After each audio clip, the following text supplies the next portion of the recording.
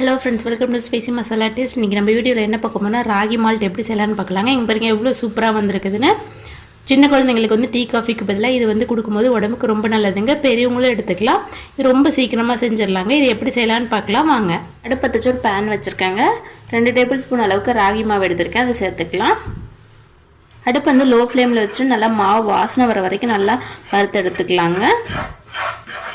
இங்கே பாருங்கள், மாவு வந்து ஒரு 3 நிமிஷம் நல்லா வறுபட்டு வந்துருச்சுங்க. நல்லா வாசனை வருது. இப்போ இந்த ஸ்டேஜ்லேருந்து 1 கப் அளவுக்கு தண்ணி சேர்த்துக்கலாங்க. கட்டி இல்லாமல் கலந்து விட்டுக்கலாங்க. மாவு வந்து இதுலேயே நல்லா வெந்து வரணும், அது வரைக்கும் நல்லா குக் பண்ணி எடுத்துக்கலாங்க.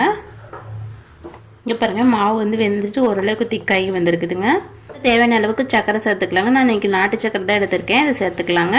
நான் வந்து 3 ஸ்பூன் அளவுக்கு எடுத்திருக்கேங்க. 1 பிஞ்ச் அளவுக்கு உப்பு சேர்த்துக்கலாங்க. கலந்து விட்டுக்கலாங்க.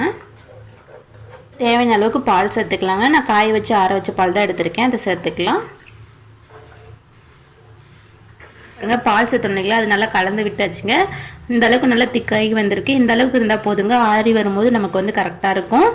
ஏலக்காய் தூள் சேர்த்துக்கலாங்க. இது வந்து ஆப்ஷனல் தான், உங்களுக்கு வேணும்னா சேர்த்துக்கோங்க, அப்படி இல்லைன்னா ஸ்கிப் பண்ணிடுங்க. கலந்து விட்டு ஸ்டவ் ஆஃப் பண்ணிவிட்டு ஒரு பவுலுக்கு வந்து மாற்றிக்கலாங்க. சூப்பரான ராகி ஸ்வீட் மால்ட் வந்து ரெடி ஆகிடுச்சுங்க. இதே மாதிரி நீங்களும் வீட்டில் டைப் பண்ணி பார்த்துட்டு உங்கள் ஃபீட்பேக் வந்து மறக்காமல் கமெண்ட் பண்ணுங்கள். உங்களுக்கு சேனல் பிடிச்சதுன்னா சப்ஸ்கிரைப் பண்ணி பக்கத்து பெல் ஐக்கானை கிளிக் பண்ணுங்கள். தேங்க்யூ, தேங்க்ஸ் ஃபார் வாட்சிங்.